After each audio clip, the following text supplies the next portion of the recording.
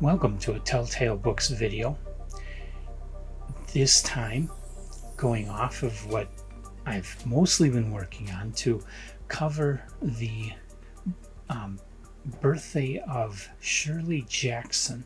This story is going to premiere on YouTube on the date of Shirley Jackson's birth, which is December 14th. She was born December 14th in 1916 and died on August 8th in 1965. Shirley Jackson, of course, is best known for stories like The Lottery and The Haunting of Hill House, We Have Always Lived in the Castle. And she published her first work in 1938. I have already previously reviewed The Lottery, which was her 23rd published work by the list that I've been able to make up. And you can look into our backlist for that video. And in this video, I'd like to discuss another of her, well, maybe one of her lesser known works, but it was published in one of my favorite magazines, the Magazine of Fantasy and Science Fiction. And it's the first work I ever read by Shirley Jackson, and is also one of the earliest works I've read, period, in magazines, in the genre magazines. And that is One Ordinary Day with Peanuts. It was originally published in the January 1955 issue of the Magazine of Fantasy and Science Fiction. That's not where I read it. I read it when I first discovered fantasy and science fiction. About a year later, they published their big 30th anniversary issue. And this is my copy that I bought in October 1979. And it's a big issue. It's got a lot of great stories in it. And one of those stories is, of course, One Ordinary Day with Peanuts by Shirley Jackson. It's just a short story. The basic synopsis of this story is pretty simple. You got a guy named Mr. Johnson, and you follow him around as he goes around town doing good deeds. And he has a pocket full of peanuts, which he feeds.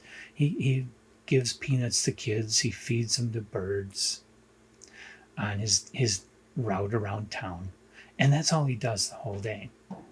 And it seems to be that's all he does every day, is he goes around town doing good deeds, helping people out. I'm not going to say more than that because I will spoil it. This is another of those 1950s Twilight Zone-esque stories that has a twist ending, which I do not want to spoil for you, because part of the enjoyment of reading this story is finding out what the twist is. And so there's not a whole lot I can say about it. It's very well written. It's very short stories, so you don't have deep characterization, but the character is well described. You get a good sense of this small town that he's walking around in. And it's just a nice story, a nice fantasy story. I don't think this is as good as The Lottery. I don't think this is going to earn a top tail from me.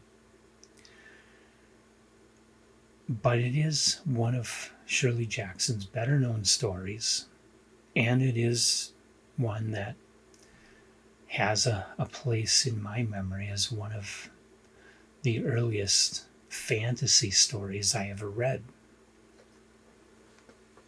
and enjoyed. And back then I didn't enjoy much that wasn't science fiction. I was pretty snobbish about has to be science fiction. So this was one of those exceptions that I came across. So it's definitely available a lot. The most recent collection of Shirley Jackson that I'm aware of is the Penguin little hardbound edition. They came out with The Lottery and Other Stories. I purchased that earlier this year from Penguin, brand new. and I read The Lottery in it. That one I read One Ordinary Day with Peanuts in my fantasy and science fiction, but I did look it up, and it is in that new Penguin little hardbound volume. So easy to get a hold of this one, I think, and worth reading. Check it out. So if you've read it, please leave comments. If you got anything else to say, leave those comments too. Come on back for more. I don't know how much more. Shirley, I will be getting into other Shirley Jackson works, including her novels. I don't know how much more. I don't have plans of doing a deep dive with Shirley Jackson. I guess if you would like me to, please indicate that, and I'll do my best to try and get everything I can find by Shirley Jackson and read about it and talk about it. And so happy birthday, Shirley Jackson. And come on back for all of our other videos. Like this one, subscribe to our channel, and I will be here.